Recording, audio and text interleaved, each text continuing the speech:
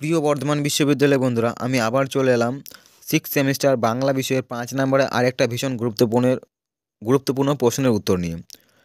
এবং তোমরা আমাকে অনেকেই কমেন্ট করে বলছো যে আমাদের দর্শনের সাজেশনটা দাও বা দেন।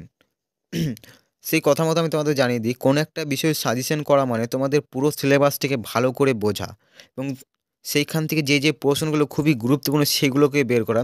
এবং আরেকটা বিষয় হচ্ছে তোমাদের যে বিগত বছরে যে কোশ্চেনগুলো ছিল সেগুলো যেমন খুঁটিনাটি ভালো করে দেখা। এই প্রত্যেকটি বিষয় ভালো করে বুঝতে হবে, তারপরে যে কোনো বিষয়ে সাজেশন হয়। সেই কথা মতো আমার কিন্তু কাজ চলছে।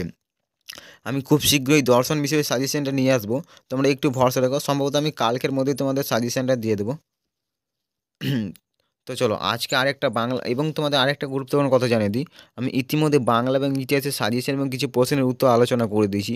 তোমাদের যাদের বাংলা বা ইতিহাস আছে তোমরা চাইলে চ্যানেলে গিয়ে দেখে নিতে পারো।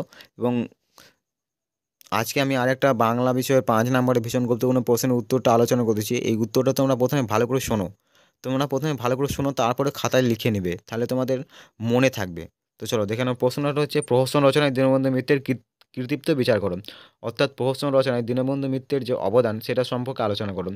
এটা 5 নম্বরের জন্য ভীষণ গুরুত্বপূর্ণ। প্রহসন থেকে যদি কোনো প্রশ্ন দেয়, এটাই সম্ভবত এই বছর এই প্রহসন থেকে এটা বেশি গুরুত্বপূর্ণ। এছাড়াও আমি প্রহসন থেকে দেখবে তোমাদের উম, দীনবন্ধু মিত্র এটা একটা, এবং আরেকটা যেটা হচ্ছে মৌসুম দত্ত থেকে দেখবে একটা উত্তর লিখে দিচ্ছি 10 নম্বরে, সেখানে দেখবে মৌসুম দত্তের কিছু প্রহসন সম্বন্ধে উত্তরটা আছে, সেটাও যেমন 5 নম্বরে যেটা আছে ওটা লিখে দেবে। এবং আরেকটা যেটা 10 নম্বরে যেখানে উত্তর দিয়েছিলাম সেখানে দেখবে কিছু প্রহসন আছে জ্যোতিরিন্দ্রনাথ ঠাকুরের, দেখবে ওখানে কিছু প্রহসন নিয়ে আলোচনা করে দিয়েছি।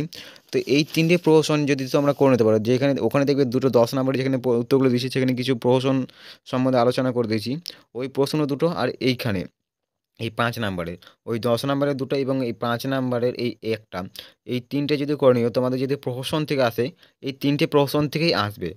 তো চলো এই উত্তরটা দেখে নাও। এই প্রশ্নটা ভীষণ ইম্পর্টেন্ট, এটা এই জন্যই 5-এ দিয়েছে, এই 5 নম্বরের জন্য এই প্রশ্নটা ভীষণ গুরুত্বপূর্ণ। তো প্রশ্নটা দেখে নাও, প্রহসন রচনায় দীনবন্ধু মিত্রের কৃতিত্ব বিচার করো। তো অবদান, দীনবন্ধু মিত্রের প্রতিভা মূলত প্রহসন রচনা করে প্রহসন সৃষ্টিতে তিনি অগ্রণ্য। তার প্রহসনগুলি হল সদাবার একাদশী 1866 খ্রিস্টাব্দে, বিয়ে পাগলা বুড়ো 1866 খ্রিস্টাব্দে, লীলাবতী 1872 খ্রিস্টাব্দে, জামাই বারিক 1872 খ্রিস্টাব্দে। এক্ষেত্রে তোমাদের কিন্তু শর্ট কোশ্চেন আসতে পারে যে দীনবন্ধু মিত্রের কয়েকটি প্রহসনের নাম লেখো। সেক্ষেত্রে তোমরা এখান থেকে যে কোনো চারটে চারটে বা দুটো লিখে দিলে হবে। এবং সালগুলো মনে রাখবে কত খ্রিস্টাব্দে এগুলো লেখা হয়েছে। তো সতবার একাদশী 1866 খ্রিস্টাব্দে, বিয়ে পাগলা বুড়ো 1866 খ্রিস্টাব্দে, এই দুটোই একই সালে। এবং লীলাবতী 1872 খ্রিস্টাব্দে, জামাই বাড়ি 1872 খ্রিস্টাব্দে।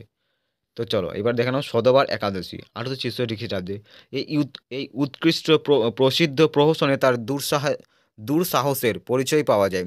হিন্দু কলেজের ইয়ং বেঙ্গল ছাত্রদের উচ্চশৃঙ্খলতা পরিবেশকে কালুষিত করে মৃদতা বর্ষত কীভাবে সর্বনাশের অতলে ডুবে যাচ্ছিল তারই মর্মান্তিক ট্র্যাজেডি চিত্র তুলে ধরেছেন। এবং 2 নম্বরটা দেখে নাও, বিয়ে পাগলা বুড়ো 1866 খ্রিস্টাব্দে। এই উৎকৃষ্ট প্রশ্নের প্রাধান্য বেশি বার্ধক্যের দ্বারা সমুপস্থিত এক বৃদ্ধ রাজীব লোচন বিয়ের নেশায় আত্মহারা হয়ে কীভাবে লাঞ্ছনা ও বিড়ম্বনায় বিড়ম্বনার শিকার হয়েছিল তা উচ্চাঙ্গের হাস্যশক্তি তাই বর্ণিত হয়েছে। এবং 3 নম্বর দেখে নাও, লীলাবতী 1872 খ্রিস্টাব্দে। প্রহসনটিতে তিনি লীলাবতী মোহন লীলা ও নদের চাঁদের কাহিনীর মাধ্যমে তৎকালীন কল্যাণ প্রথার প্রতি কটাক্ষ কটাক্ষ করেছেন। এবং 4 নম্বর, জামাই বাড়ি 1872 খ্রিস্টাব্দে। প্রহসনটিতে ঘর জামাইয়ের দুরবস্থার চিত্র অঙ্কিত হয়েছে। ঘর জামাই অভয়াচরণ নিরস্ত মূর্খ নেশাখোর ও ত্রম বিমুখ ধনীর কন্যাকে বিয়ে করে শ্বশুর বাড়ির লোকসহ স্ত্রীর কাছে সে লাঞ্ছিত হয়েছে। এবং পরে পেটে দেখালাম কুড়ে গরুর বিভিন্ন গোট, এই প্রহসনটিতে দীনবন্ধুর অপ্রকাশিত প্রহসন নীলদর্পণ নিয়ে মামলা চলেছিল। মারডান্ডা ওয়ালেসের আদালতে এই প্রদি লাভ সাহেবের লং সাহেবের শাস্ত্রে এই ঘটনায় দীনবন্ধু তার ক্ষোভ জ্বালা অসাহসিকতা সবই মিটিয়েছেন। এই প্রহসনের মাধ্যমে তাই চরিত্রগুলোর নাম হয়েছে ভোদা, গোমা, বলদ, পঞ্চানন। এরা সবই নেশা, মদক, নেশা মদকারী পদলোহনকারী পদলোহনকারী। আরেকটা প্যারা দেখলাম, ঊনবিংশ শতাব্দীর দ্বিতীয়ার্ধে অন্যতম প্রতিভার বাস্তবধর্মী নাট্য রচনাকর হলেন দীনবন্ধু মিত্র। জীবনে বিস্তৃত অভিজ্ঞতা এই দুটি গুণই দীনবন্ধুর নাট্য সাহিত্যকে কালজয়ী মহিমা দান করেছে। প্রথম জীবনে ঈশ্বর গুপ্তের শিষ্য হয়ে রঙ্গরসের কবিতা লিখলেও তার প্রধান খ্যাতি নাটক সৃষ্টির জন্য। তবে প্রহসন রচনাতে তিনি অসামান্য প্রতিভার সাক্ষ্য রেখেছেন। দেখে নাও।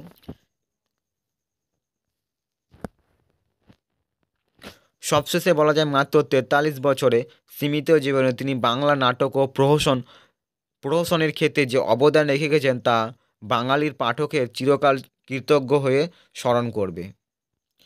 তো এটা তোমাদের 5 নম্বরের জন্য ভীষণ গুরুত্বপূর্ণ প্রহসন রচনায় দীনবন্ধু মিত্রের অবদান আলোচনা করবো, কৃতিত্ব।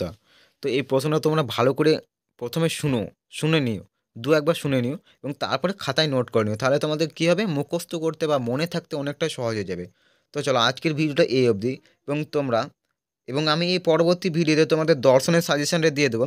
তোমরা যারা আমার চ্যানেলে নতুন আসছো অবশ্যই চ্যানেলটিকে সাবস্ক্রাইব করে দিও এবং পাশে থাকা বেল আইকনটিকে প্রেস করে দিও, যাতে পরবর্তী ভিডিও নোটিফিকেশন সবার আগে তোমার কাছে পৌঁছে যায়। তো চলো দেখা হচ্ছে পরবর্তী ভিডিওতে, এবং ভিডিওটা এতক্ষণ দেখার জন্য তোমাদের অসংখ্য ধন্যবাদ।